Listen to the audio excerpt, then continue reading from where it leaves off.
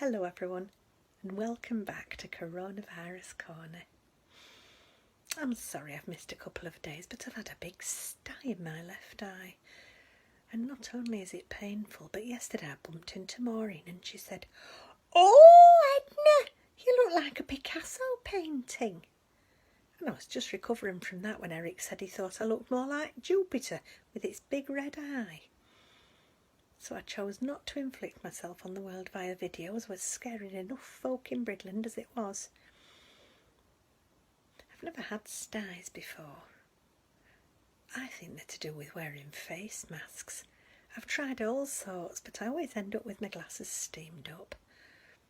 Maureen says they can be caused by stress, so it could also be linked to knowing we've got to get through a pandemic and Brexit with a Prime Minister who looks like a hippo in a wig at a wedding. I'm sure he was drunk when he recorded that last message. Hey guys! The last public figure to call us guys and gals was Jimmy Savile, and that ended badly. We need somebody organised in charge of the country. I think they should get a primary teacher, like my great niece. She's brilliant, she could organise anything. They're trained to. If you can explain fractions while stopping a child's nosebleed without batting an eyelid, you're the type this country needs. I can just see her. Pretty Patel, stop bullying. You boys at the back, yes, you Labour, stop fighting, you're spoiling it for everybody. Auntie Nancy made a brief foray into politics in her 40s. She stood as an independent and she very nearly won. They had a recount.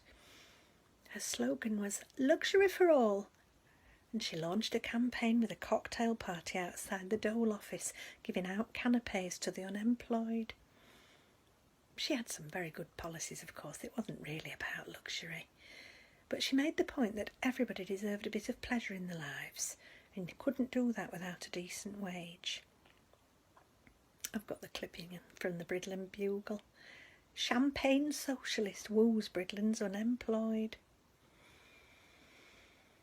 When she lost, she just tossed her head and said that Bridland didn't deserve her. She was exhausted and she needed a holiday, and she disappeared to the Maldives for 2 weeks and came back with a man called Geoffrey who moved in with her for 6 months before telling her about his wife in Taunton. She kicked him straight out and asked me round for drinks. "I'm not sorry he's gone," she said. He snored like a gorilla on painkillers, and he wore lilac underpants. I made him get undressed in the dark so I didn't have to see them. She was a one-off. I think she'd have made a very good Prime Minister. Today's sensible tip is, don't be dragged down by failure, such as when you're just off to bed and you suddenly realise you haven't washed the dishes for 3 days. It'll keep. Hold your head high like Auntie Nancy, and don't wear lilac underpants.